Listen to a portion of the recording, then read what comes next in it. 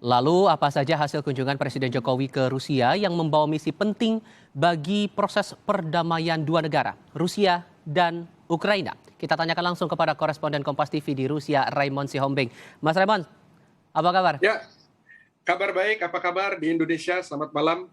Kabar saya sehat selalu, insya Allah, dan teman-teman redaksi juga kabar baik. Soal kedatangan Presiden hari ini, setelah melakukan lawatan ke Ukraina bertemu dengan Volodymyr Zelensky dan hari ini bertemu dengan Presiden Vladimir Putin. Kira-kira apa yang perlu diketahui masyarakat soal pertemuan ini? Saya bersyukur sekali saya baru dapat satu sumber ya terpercaya dan itu videonya sudah mulai disebarkan dari saluran TV Izvestia. Di sini beberapa satu setengah menit gitu diambil ya, jadi dia sedikit videonya tentang pembicaraan antara Presiden Putin dengan Presiden Jokowi dan ada video fullnya, begitu juga kita sudah dikasih linknya bahwa salah satu tema yang dibahas yang minimal dari sisi Presiden Rusia, Presiden Putin, yaitu tentang sanksi dan apa efeknya dan kaitan sanksi dengan kemungkinan besar terjadinya krisis pangan dan lain sebagainya. Supaya Presiden Indonesia mendapatkan pemahaman yang utuh tentang situasi yang sebenarnya terjadi, karena mungkin apa yang didapatkan oleh Presiden kita di Indonesia berbeda dengan apa yang sebenarnya terjadi di Rusia dan di situasi di Ukraina seperti itu. Ini informasi terbaru sekali ya yang bisa disampaikan bahwa pertemuan sudah terjadi. Ya, pertemuan sudah terjadi dan saya kurang tahu kalau kedepannya akan ada pertemuan selain tete-a-tete begitu ya. Tapi saya pikir nggak akan terjadi gitu tete-a-tete karena udah yang petingginya begitu ya, presiden dengan presiden. Tetapi memang akhirnya kedua belah pihak antara Presiden Jokowi juga sama dan Presiden Putin sama-sama pintar dan buat saya luar biasa memainkan peran dan teknik atau strategi diplomasinya. Jadi di satu sisi Presiden kita dan Indonesia menawarkan solusi damai, lalu mengajak pihak Rusia untuk berdamai dengan beberapa katakanlah plus dan minus ketika misalnya Rusia mau ikut itu, tetapi juga dengan sangat elegan dan taktis Presiden Rusia menjawab dari sudut pandang yang lain, lalu juga mengajak Indonesia untuk bergabung dalam semacam komunitas yang lebih sehat begitu ya. Jadi ada beberapa yang tidak diterjemahkan oleh penerjemah dari bahasa Rusia ke bahasa Indonesia karena yang menerjemahkan orang Rusia, tetapi intinya adalah Presiden Putin sangat gembira dan bersyukur bahwa ada kepedulian dari Indonesia tentang situasi ini dan bahwa ada jaminan dari Presiden Putin itu betul bahwa tidak akan terjadi krisis pangan di dunia seandainya A, B, C dan beliau justru menjamin dengan kedatangan Presiden Jokowi situasi dunia akan lebih damai dalam arti tidak terjadi krisis pangan, tidak terjadi krisis yang lebih luas lagi, krisis finansial dan lain-lain seperti itu. Jadi memang diperluas lagi temanya, bukan hanya tentang perang tetapi lebih ke bagaimana mensejahterakan masyarakat seluruh dunia setelah COVID begitu ya. Oke, pertemuannya sudah berlangsung begitu dan untuk saat ini kondisinya sudah selesaikah atau bagaimana? Karena sepengetahuan saya, koreksi kalau saya salah, ini sekarang sudah menuju pukul 6 petang ya di Rusia? Betul. Setengah enam ya. Presiden Jokowi mulai bertemu dengan Presiden Putin kira-kira 2 jam atau sekitar 2 jam atau mungkin lebih lalu ya, dan sampai saat ini saya belum dapat informasi tentang apakah pertemuannya sudah selesai atau belum, dan rangkaian pertemuan lainnya apakah akan ada atau sudah cukup sampai pertemuan tete-a-tete antara Pak Jokowi dengan Presiden Putin seperti itu. Tapi biasanya nanti akan keluar lagi update ini, saya juga sambil buka informasi dari Izvestia gitu, karena Izvestia dapat hak untuk tayang di dalam begitu ya, dari istana dalam pertemuan itu. Begitu juga dengan kanal Rusia 1 dan Rusia 24 ya, Rusia 24 dan Rusia 1. Itu ada 3 channel minimal yang hadir di situ. Oke. Sebagai gambaran saja saat Presiden tiba begitu di Kremlin dan saat perjalanannya bertemu langsung dengan Vladimir Putin, untuk suasananya bagaimana saat itu? Apakah terbilang dengan pengetatan keamanankah seperti halnya saat Presiden tiba di Ukraina, atau ada sedikit penyesuaian? Apa yang bisa Anda ceritakan soal ini?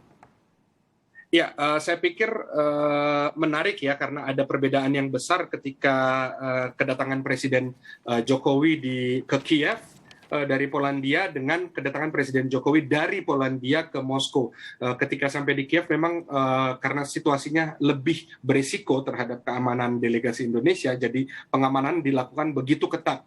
Bahkan sampai tim kita Pas Pampres dipersenjatai senjata laras panjang dan juga dengan helm, lalu pakaian taktis dan lain sebagainya. Tapi ketika sampai Moskow memang situasinya begitu ekstrim karena dari tim Rusia sendiri mereka punya standar dan protokol pengamanan untuk presiden atau tamu atau kepala negara sahabat begitu ya yang datang ke Rusia, dan saya pikir pengamanannya sesuai dengan standar yang dimiliki Rusia. Jadi iring-iringan, lalu dari protokoler Rusia dari Kementerian Luar Negeri ada yang menyambut di bandara, lalu di Istana Kremlin di pintu masuk dari tim administrasi presiden atau kita bisa katakan sekretariat negara Rusia, lalu di situ juga ada tim Indonesia dari Kedutaan Besar Republik Indonesia di Moskow.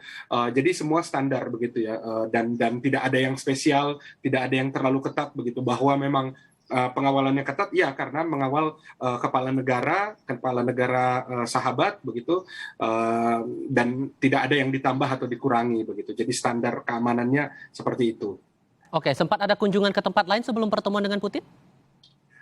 Tidak. Jadi dari Bandara Vnukovo 2, jadi di Rusia itu di Moskow itu ada 4 bandara, Zhukova, Domodedovo, Sheremetyevo, dan Vnukovo. Vnukovo 2 itu khusus untuk bandara kepresidenan. Biasanya pesawat presiden Rusia, pesawat kepresidenan negara-negara tamu, begitu ya, itu mendarat di situ.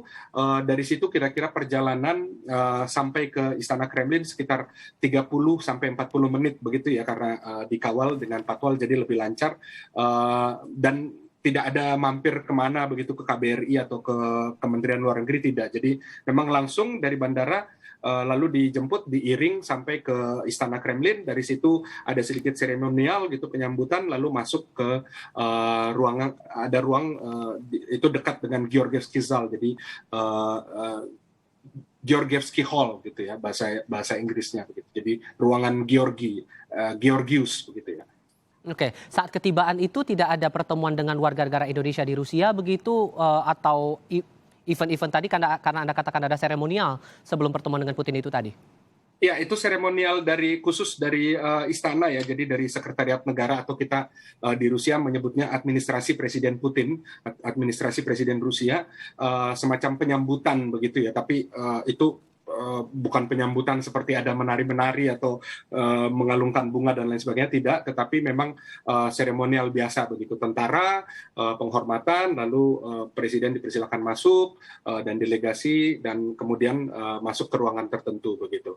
Nah, memang ini karena kunjungan yang sangat spesial dari Indonesia, dari Presiden Jokowi, memang pihak Rusianya sudah well informed sekali bahwa Presiden Jokowi tidak akan lama di sini. Jadi seremonialnya pun dilakukan tidak seperti biasanya, yang mungkin kalau seperti biasanya bisa 20-30 menit, seperti baru-baru ini Presiden Turkmenistan begitu beberapa hari lalu mengunjungi Rusia begitu, untuk kepentingan bisnis begitu ya, mitra strategis Rusia. Tapi kali ini lebih singkat karena memang intinya lebih kepada apa yang mau disampaikan Jokowi gitu, dan mereka tahu bahwa Pak Jokowi nggak lama-lama di situ, seperti itu.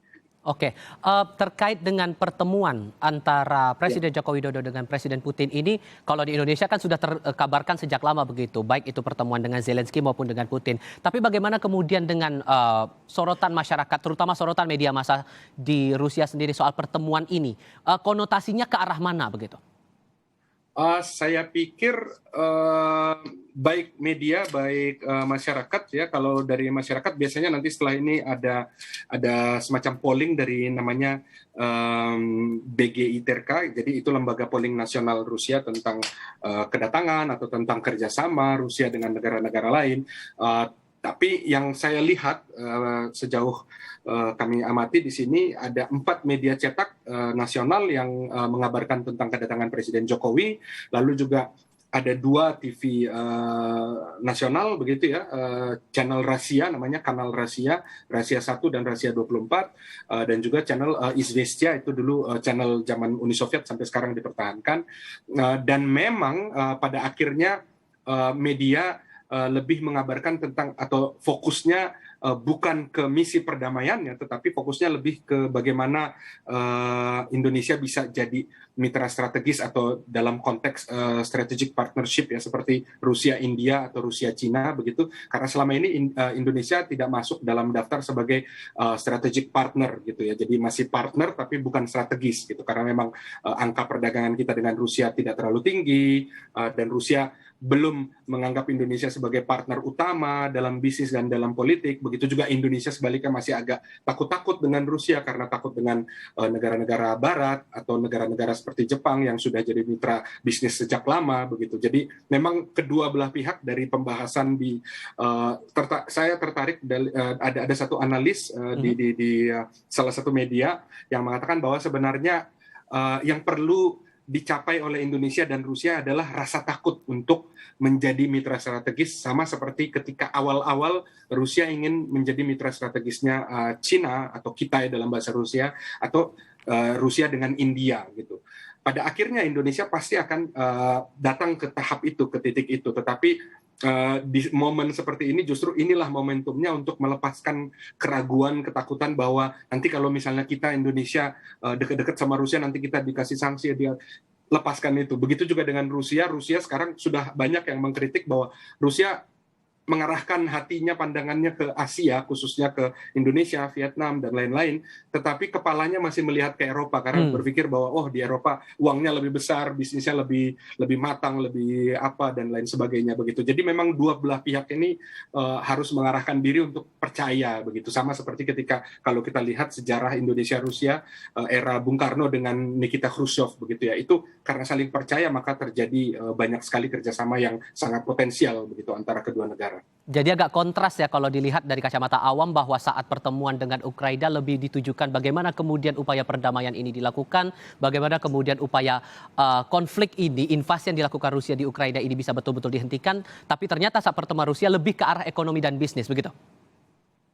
Betul, betul. Karena memang sampai saat ini, kalau dikatakan secara kasar, Indonesia meminta agar Rusia menghentikan perang, Rusia akan bilang, wait a minute, tunggu dulu, Anda harus lihat dulu latar belakangnya seperti apa, Anda harus lihat 8 tahun lalu terjadi apa terhadap etnis berbahasa Rusia, berbudaya Rusia, terjadi pembunuhan kah, atau terjadi apa, itu yang mungkin kita sedikit mengetahui di Indonesia, karena memang lebih banyak sumber dari media barat. Tapi kemudian Indonesia tidak sebodoh itu, dan saya pikir Indonesia cukup cerdas lewat Pak Presiden Jokowi, bahwa kita menarik diri bukan dari sejarah ketika beberapa hari setelah Rusia melakukan operasi militer. Jadi kalau istilahnya Rusia operasi militer khusus, meskipun kalau istilah Barat adalah invasi atau agresi begitu ya. Jadi ini ada dua istilah begitu. Menurut Rusia ini adalah operasi militer khusus, dan setelah operasi itu dilancarkan oleh Rusia, memang Indonesia menjadi salah satu dari co-inisiator atau inisiator bersama begitu dengan Amerika Serikat untuk mengeluarkan resolusi yang mengutuk Rusia, dan itu sebenarnya agak mengecewakan buat Rusia, tetapi Rusia paham bahwa sebenarnya Indonesia berada di tengah-tengah konstelasi politik atau geopolitik internasional begitu. Jadi, dan posisi presidensi G20 itu memang sangat bermakna buat dunia internasional, dan harus hati-hati juga Pak Jokowi ini mengarahkan politik kita begitu ya. Tentu ini akan kita coba gali lebih dalam lagi, tapi kita jeda sebentar. Ulasannya kita akan lebih dalamkan nanti untuk pembahasan terkait dengan pertemuan Presiden Jokowi dengan Presiden Vladimir Putin. Kami jeda sebentar, tetap di Breaking News.